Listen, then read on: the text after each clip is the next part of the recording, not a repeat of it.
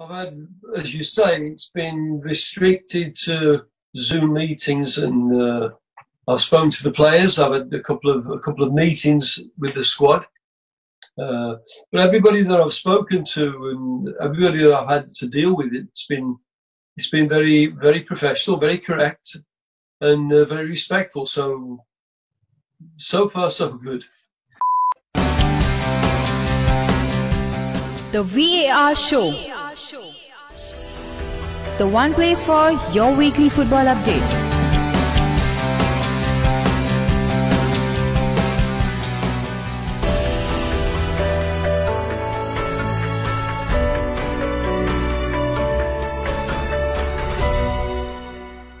Hello, a very warm welcome to the VAR Show, the show which talks about all the various major football leagues in detail. Today, we have a very special guest and we are going to continue with interviews, and we have Mr. Stuart Baxter, who is the current Orissa FC manager, and he's also managed very few and great teams in the past, the likes of South Africa and Finland, to name a few.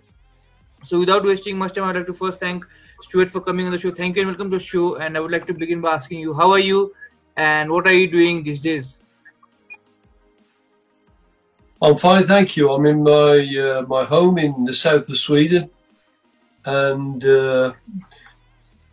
the pandemic here has been dealt with quite well, and life is returning to normal. Definitely, and I'll talk of football, which is a very much lighter topic compared to other stuff, what's happening around the world, and you are currently in the manager capacity with Orissa FC in India, and you have not come there yet, so I think most of your interaction has been through online maybe. How is your impression of interaction with the people of the club? How has it been for you?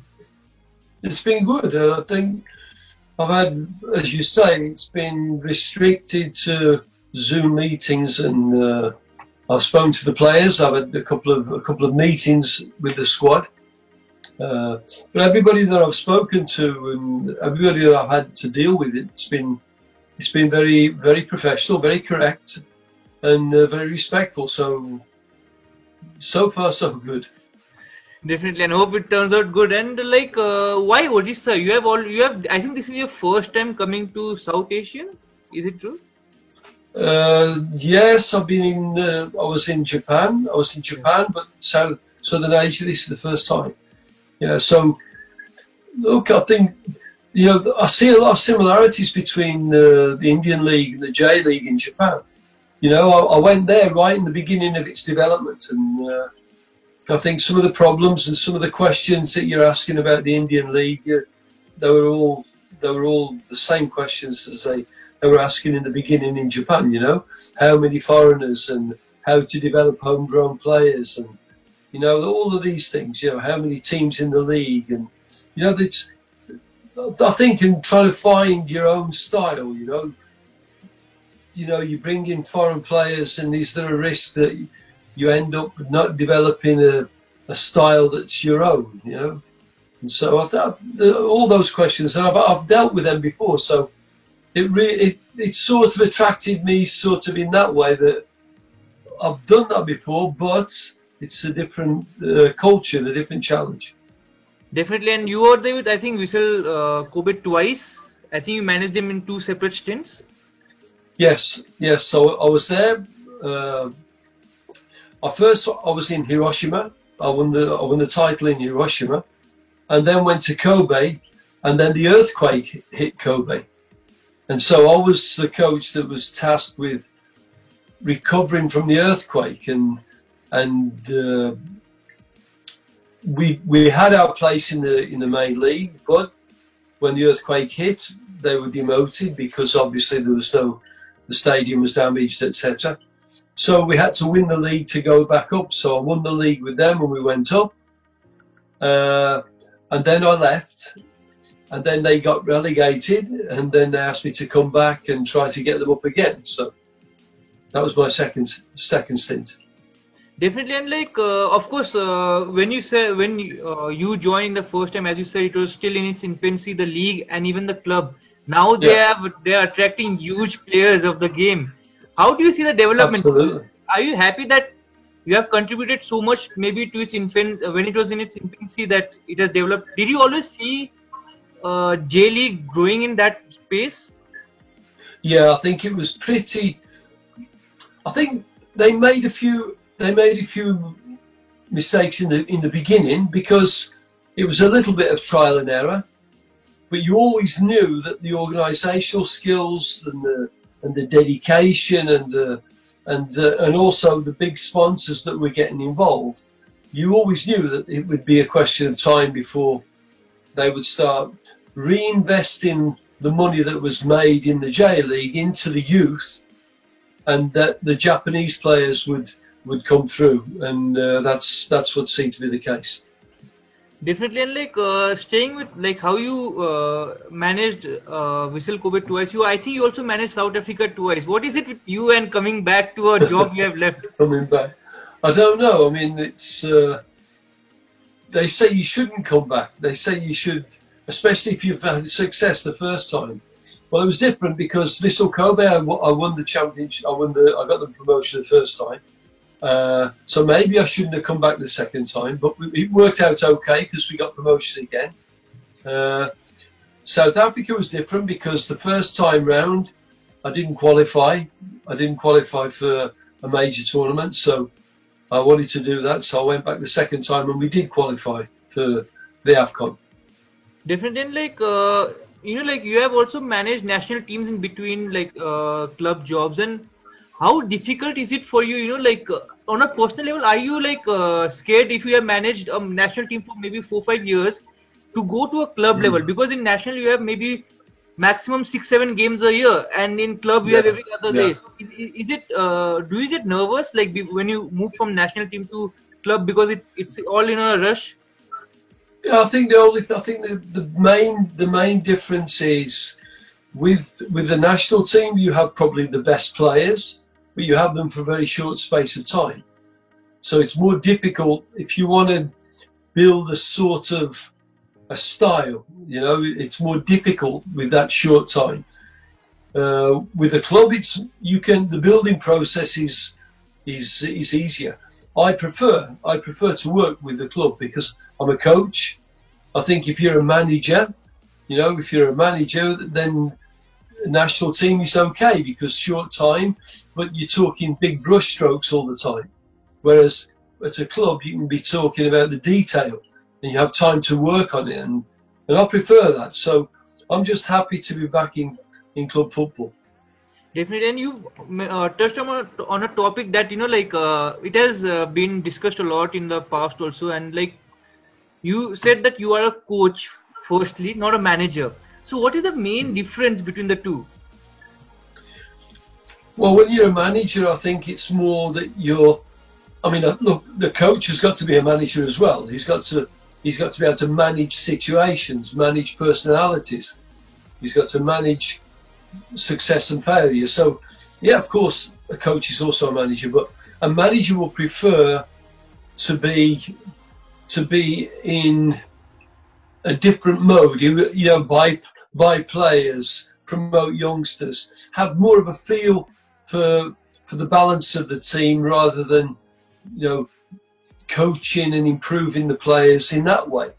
So a coach will organise more. A coach he'll be taking young players and improving them.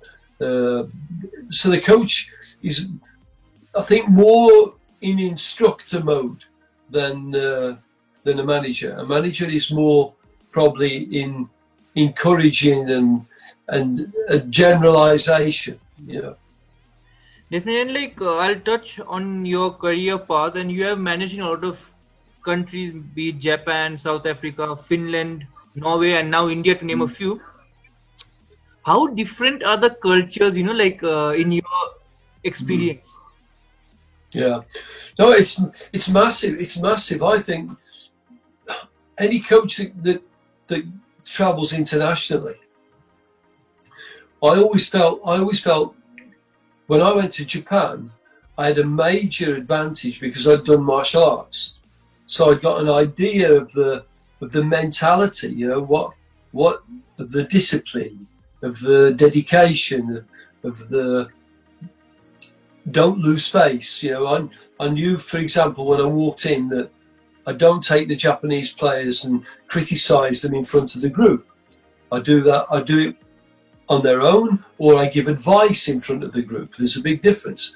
So I think you really do need to have at least a decent understanding of the culture before you can get the best out of the players.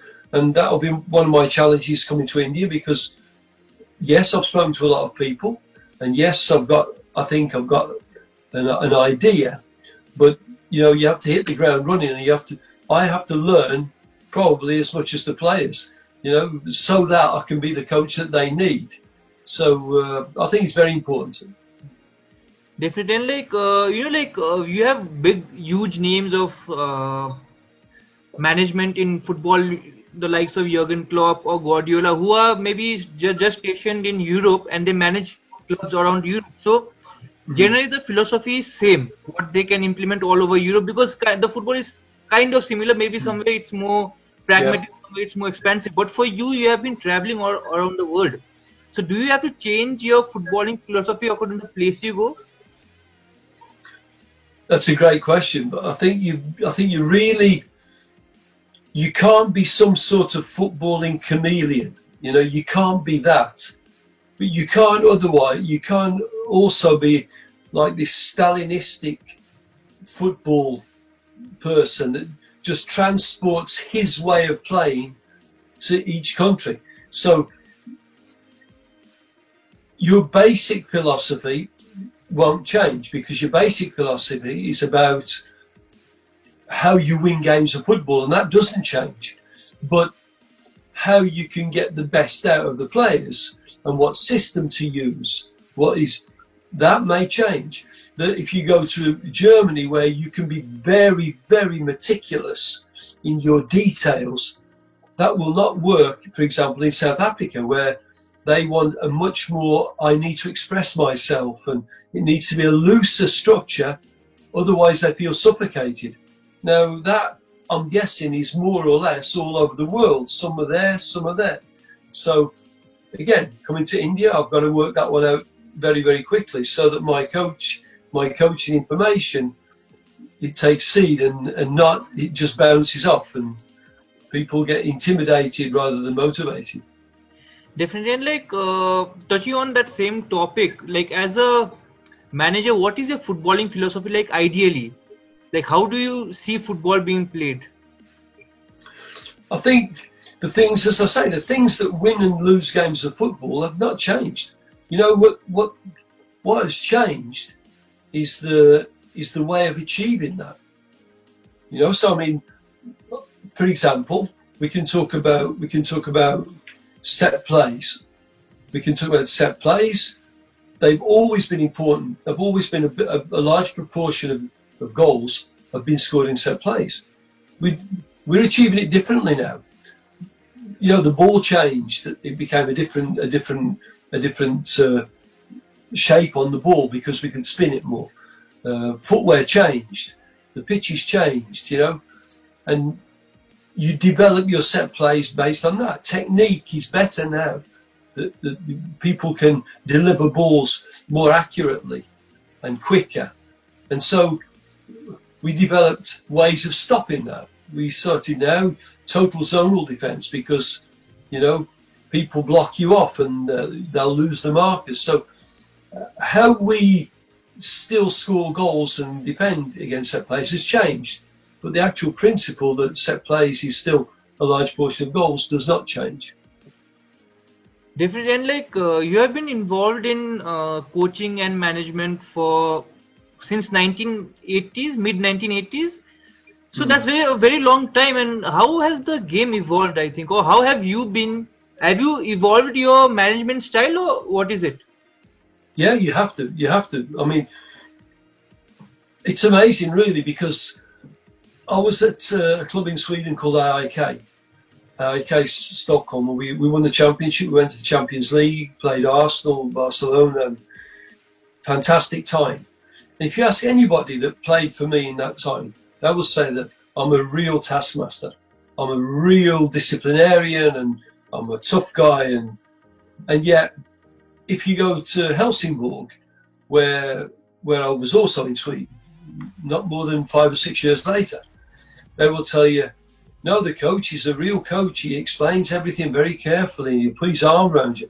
Now, I think when I walked into the IK dressing room, I saw a lot of big characters, a lot of big opinions, you know, no egos, but just people that they told you what they thought. Now, if I was the nice guy all the time there, they would have eaten me alive. You know, there would have been no one would be the boss, and it would just be chaos, as it had been before I arrived. And in Helsingborg, the opposite. I had 8 different African nations playing in that team. So to go in with a whip and start hitting people and threatening people wouldn't work. So I really think that you do have to reinvent yourself, not from week to week, definitely from project to project, but basically you have to be the coach that group of players needs, not the coach constantly that you think you are. You know, you've got to understand what they need and then be that, rather than just walk in and again transport your way of doing things. Definitely. And like I'll talk on another country that has had a major impact, is South Africa for you, because you have managed in so many different teams, like, you know, in South Africa, maybe Kaizer Chiefs for the national team and also with SuperSport. Yeah. How do you look back at your time at South Africa? Fantastic. I loved it. I loved when I first came with the national team. I'm not sure if I was prepared for the amount of political involvement. Let's say that, you know, the political situation in the country is definitely reflected in sport. You know, there's the process of transformation that's going on, and whether it's conscious or unconscious, that throws up issues all over the place. You know, suddenly the question is asked how many black or white players are in the team or coloured players are in the team, and what is correct, and people have opinions, and whether or not it's correct, the opinions are there. So there's always this background noise, you know. So I'm not sure I was completely, I think coaching wise I was ready for it, but in terms of dealing with that, I don't think I was. So when I took over Kaizer Chiefs, it was more about me saying, well, I tell you what, I'm wiser now, and I'll show you I'm wiser. And we had fantastic success with Kaizer Chiefs. We won 8 or 9 trophies in 3 years. And then I left and I came back to SuperSport, and we won 2 cups in 2 years. And then the national team came and asked me again, no, look, you know, you have to come back to the national team now and qualify us for AFCON. So I went back, and we had a good run, and we ended up in Egypt. And it was very much with the national team then, it was very much trying to bring together a new team, you know. And they thought that's what I could do, because I knew the players in South Africa as well. I knew the younger players, so it was easier for me. But apart from the first stint was frustrating, and then after that it was I love the country, I love the people, and football has a lot of potential. Still not realised, but it has a lot of potential. Definitely. And I spoke to a few players from South Africa, and they were of very high praise of you, and like Shivi Shabalala, and they were like, Stuart has been very influential in my career. And I'll speak like your 2 stints with South Africa were almost 14 years apart. And in between at the high, maybe the peak of South African football, where they played in the World Cup, and they have not been able to maybe kind of replicate that kind of success after that. What do you think is going wrong in your experience over there? Well, when I was the coach the first time round, I told them that we have to have a plan that will take us. I was qualifying them for Germany, which was 4 years before the South African World Cup. And I told them that you need to use this World Cup as preparation for the South African World Cup. Don't isolate it and just prepare to hear. the preparations must be to here, and in the middle of that, play a World Cup to gain the experience. But we didn't. And there was no real preparation. The coach education was not looked at. Talent identification wasn't looked at. You know, the age of the team there was no continuity through the youth teams to bring on the players. And so all of that just meant that we tried to qualify, we didn't, and then that was it. Okay, now we start again, which is only 4 years now before the next World Cup, which is also too little if you want a long development program. So I'm guessing that still those issues have not been addressed. You know, that's what I tried to do when I went in now. And I tried to take away a lot of the older players, bring in youth team players, stick with them, go down and do work with the youth team coaches. So that was what I was trying to do. I'm guessing that is still a problem that they're not addressing completely. Definitely. And like, I'll move back to your current job, that is Odisha, and they finished 6th, I think, last year. So what are your goals for the upcoming season? Well, I think every professional wants to win something, but I mean, relative success for Odisha, I think, will be to finish better than they did last time, and try for the top 4, and I think that would be relative success. The professional inside me always says, win that game, win that league, win that cup. Of course, that's what you're striving for. But I think relative success would be to take all the young players that they've got, improve them, and that improvement hopefully will translate into qualifying for the top 4. Definitely. And like, of course, you have not managed in India before, but then I would like to throw in this question, because you have nowadays in the Premier League, you have the water break and everything. And India is relatively a warm place compared to England, you know, and there is no proper water breaks. Do you think that should be introduced, maybe as a coach? Me, I would love it. I would love it because, you know, in England, it's been turned from a water break into a coaching break. You know, it's like time out. You know, I want to speak to the players. So anything that would give me that opportunity, I'm going to need it. It's my first season in India. I'm going to need it to put little things right and to get advice onto the field. So I would love that to happen. And I think with the schedule that is compromised and compressed, you know, to accommodate all the games, the risk of injury is greater. Yes, we're going to get more subs, I'm sure, but do we get the break? Because that's also fluids on board is also an important way of preventing injury. You know, I think it's a good idea, and it would suit me, obviously, from a coaching aspect. Definitely. And like, I wanted to ask you, like, since most of your meetings and all this happen through online portals, maybe Zoom, Skype, whatever, different portals. Yeah.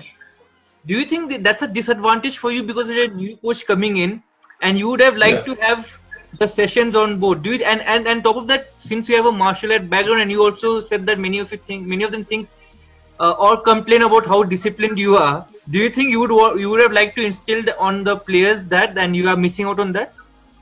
Yeah, I think so. Definitely, I would like to have been with the players in the room, and maybe already starting to do some work on the field. The world's not perfect, so you know it's you have to deal with it. I can't choose the surroundings, I can't choose what's going on, but I can choose my response. So I'll concentrate on responding properly, and then hopefully that will give the players as much as they can get. And one other thing that we discussed right in the beginning was like how the league is probably going to be scheduled in one particular location, and probably you will not have fans. So how much of that will have an influence on the field? Because, you know, like, fans are a very important part of the game. Look, I think that I watched the game last night, for an older game where the fans were there, and I just realised the difference. You know, because we've all got used to it, haven't we? We've got used to this nonsense noise that the television companies put up, and you know, and then otherwise you've got this echoing sort of almost like graveyard, you know. So the fans are so important. It's the blood of our game. If the clubs are the muscles and the league is the bones, then the crowd is the blood. It's how we live, and it drives the players on. I mean, teams like Liverpool, you can see Liverpool after the lockdown, they weren't the same, because they feed on intensity and they fed on energy, you know, and that brings out the best in them. So I think it's a shame. It's a shame, and I hope we can get back to real sport as quickly as possible.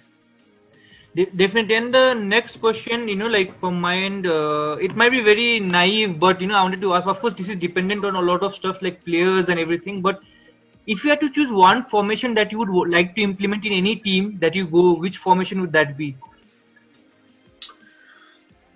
Well, in that case, if I could only choose one formation and I had to take it with me wherever I went, I would take one that you can tweak, which would probably be 4-2-3-1.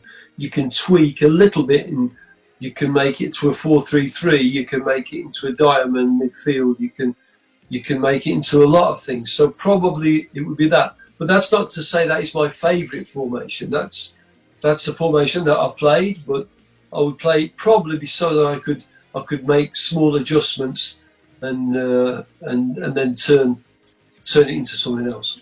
Definitely. And like since you're very well traveled in terms of football, and of course this would be a very small problem on the outlook, but you know, this is a very important problem that you might have faced, is the food where you go to in different places. Like for a coach, it's very important. I've spoken and they have said that some of them have faced problem with the food. How is it with you? Are you comfortable with all kinds of food, or are you very specific? I have to be honest. I've not had any real problems. Japan was not a problem, and South Africa was not a problem. Yeah, wherever I've been, Scandinavia's not been problematic.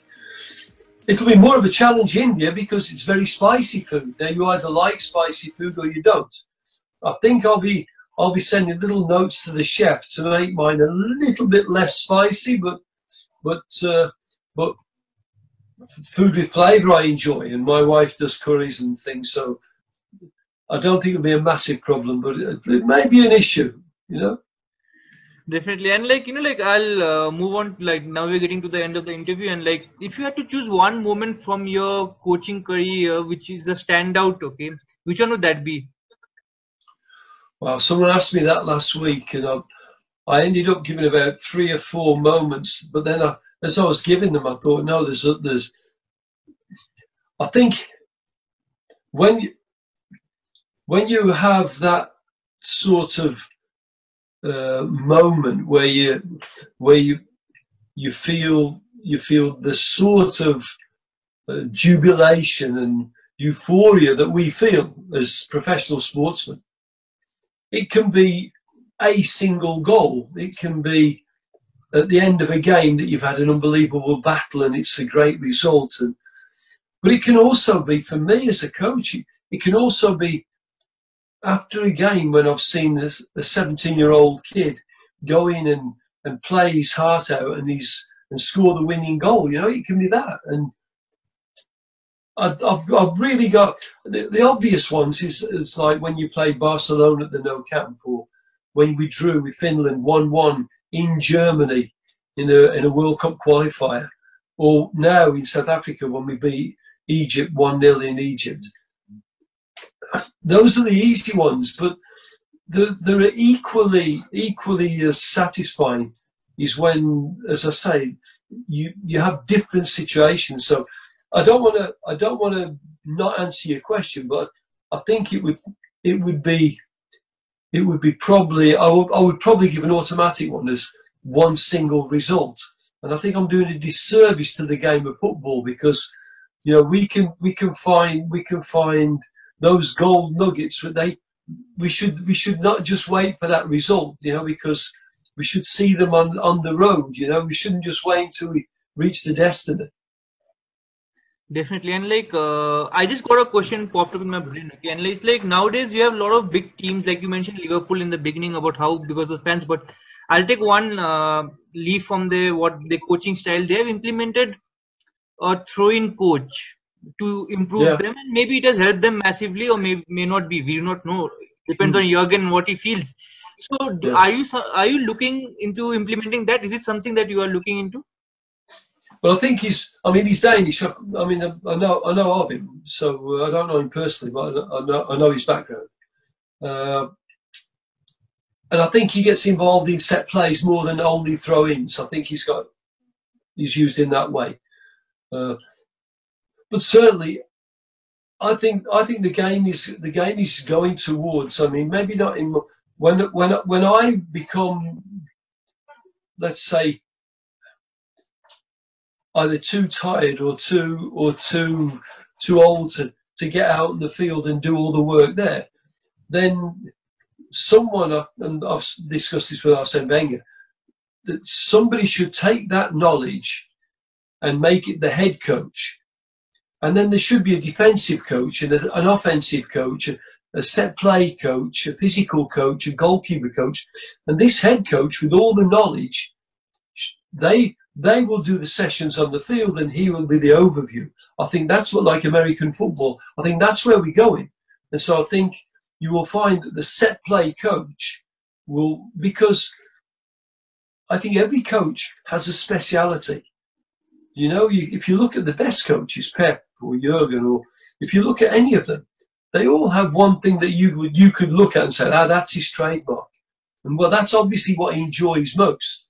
So if you could get the best offensive coach and bring him with the best defensive coach and the best set play coach and have Sir Alex Ferguson overseeing the whole thing, then I think you're looking into the future of football. So I think that's where we're going.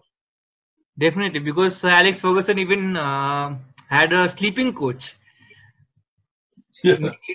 I think I'm not aware of him, but yeah. Yeah, that's right. Definitely. That's right. You know, moving on from that, you know, you are so well traveled and you have the experience of a lot of countries in terms of football and even culture. So if you had to give an advice to a young coach who's just starting out their career, what advice would you give that coach? Develop a personality as quickly as possible. You know, we get more and more coaches nowadays that they become YouTube coaches almost. You know, they go and look at so many sessions done by Jurgen or Pep or Roy Hodgson or someone that's got a reputation, and they watch their coaching, their sessions, and they copy their sessions, but it's not the same, because that's not with the personality of Jurgen Klopp, you know, and a coach needs to develop a personality very quickly. Yes, he has to have a philosophy. What do I believe in? Not what can I learn and put on today. What can I bake into my footballing cake, and how will that be representing me and what I believe in? And then when you have that personality, then your vision of the game comes to life. Without that personality, you can't communicate your vision. So you may have the most unbelievable ideas, but the players won't understand it. So my first word, yes, you need to gain knowledge, and it's never wrong to get interesting sessions, but it has to represent what you feel, and then you must have the personality to project that to the group. So for me, in the beginning, experience, create your personality. What do you believe in? Then stand up for it. Definitely, and I have a doubt in that. Okay, and it's when you say you have to create a personality, you can only have so many personalities that you can have. Like you will have maybe you'll be a sample set of maybe 2 coaches. You know, attributes from year and year. So when you say develop your own personality, what should a coach focus on? Because it's not a hidden fact, because everyone watches Premier League the most out of all, and maybe subconsciously you take what they're giving out. Even if you don't want to, you are doing them. Subconsciously, you will absolutely. But let's think about. I mean, India is the place we talk about nirvana. We talk about the road to enlightenment. I mean, how do you get there? Yes, you'll read, you'll educate yourself, but you have to be looking inside yourself. That's the road to enlightenment, not what's outside. And so the difference is, instead of taking and being a mixture of things that you think you need to be, look inside yourself and find your strengths there and develop them. And yes, you'll take influence from things. You will like that. That will become a part of me, but I'm not copying you. I'm taking that because I can use it. So I think that looking inside yourself, I think that's how you develop. Not looking at outside of yourself. And as you say, I'll take a bit of Pep and a bit of Jurgen Klopp. I'll work to become that sort of hybrid, and then I'll be a good coach. You won't, because you've not developed yourself, So influence there, great. But now develop yourself and be the best version of yourself that you can be. I think that's the difference, and it's a good point that don't be caught up with this sort of I have to be this and I have to be that, Definitely, and of course, staying in the same topic, okay. And when you were starting out, did you have any coaches that you were influenced from? Absolutely. As a young coach, I was working in Norway. I'd met him a long time before when I was playing, but my brother, God bless him, he played for him at Middlesbrough. There's a coach called Malcolm Allison. He was way ahead of his time in England. And Malcolm coached a lot abroad. He coached Galatasaray, he coached Sporting Lisbon, he did a double with Sporting Lisbon. And Malcolm went back to Portugal, to Vitória Setúbal, and he asked me to go across and work with him as a sort of specialist coach. I was a young coach. It was a great experience for me. And I went and did small groups working. And in the evenings, I would sit with Malcolm and just talk football. And fantastic. And yes, I did learn a lot. But I never tried to be like Malcolm. I tried to develop myself. But those pearls of wisdom that I heard, of course they help you through your life. It's like your father will give you advice. You don't necessarily want to be the same as your father, but that advice you'll carry all your life. So that was Malcolm. And then Roy Hodgson, I played for Roy, and then I took over my first coaching job when Roy left the club in Sweden. So I've still got good contact with Roy. And as a colleague, Arsene was with me in Japan, and we've been quite close. So yeah, a lot of people have influenced me, but I think that I know that I've not tried to be like someone else. I've always endeavoured to develop what I can of myself. Definitely, and you mentioned Roy, okay, and Roy is a very good manager, and he has managed but I think he's kind of putting stereotyped as a mid-table team manager, because he kind of failed with Liverpool, and the result with England particularly didn't help him against Iceland. What do you think of Roy? How is it working with him? Is he painted in the bad picture? I think he's certainly painted. He's the picture people have of Roy is a little bit tinted by that spell at Liverpool. I think when you're a coach, walking into some jobs, it's not the right job for you.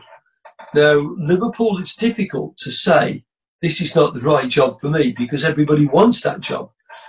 But in retrospect, I think Roy Roy did unbelievable work with many of the clubs that he's been to, you know.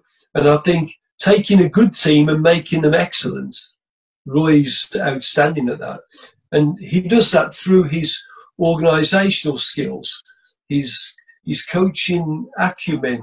You know, he's a coach. He's an instructor.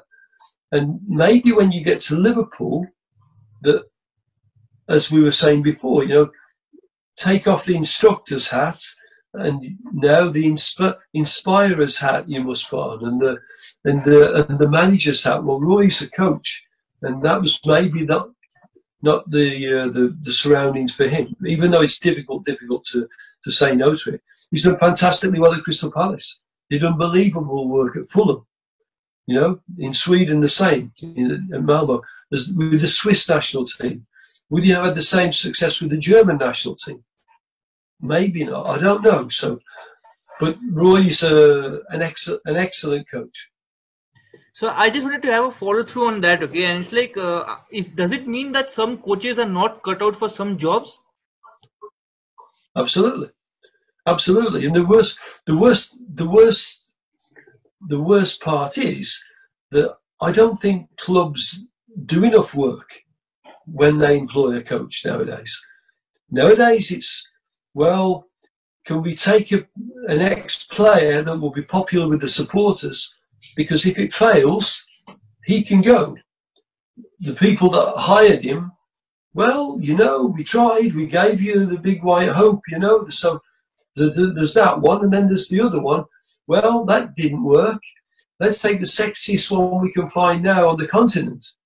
Still, he may not be right for the job, but it's okay because it keeps us we're clean, you know, so no one can blame us.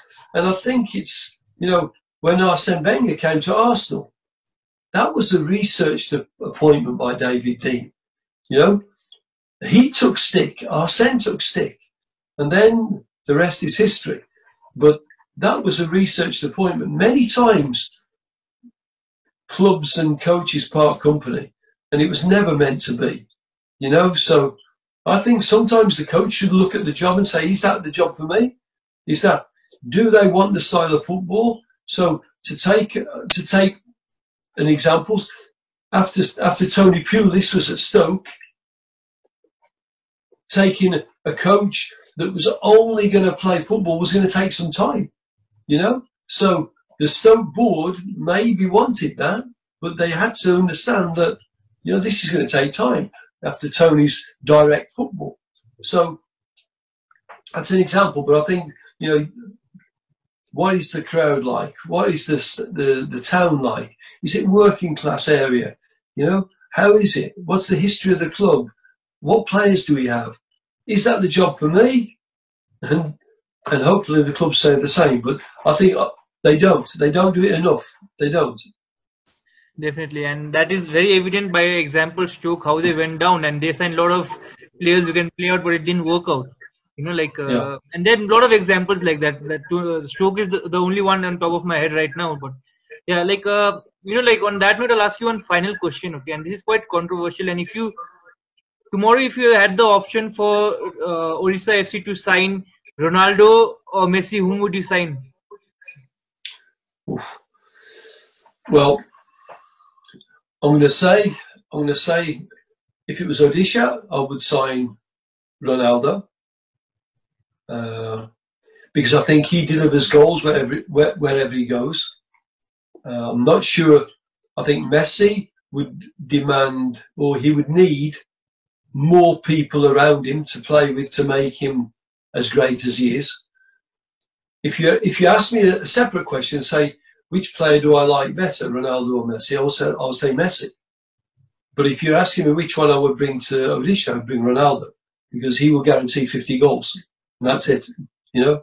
So as the coach of Odisha, I would say, give me someone that will score me 50 goals. I'm not sure Messi would do that without having the other Barcelona players around him or the Argentine players around him. And I'm a big Messi fan. Definitely. If you would been Vissel Kobe, maybe you would have taken Messi with the influence of Barcelona players there right now. There you go. So, on that note, Stuart, thank you so much for talking to me, and I wish you all the best with Orissa FC in the coming season. Hope you can win the ISL, and hope we can talk again soon. Take care, stay safe, bye. Thank you, you too.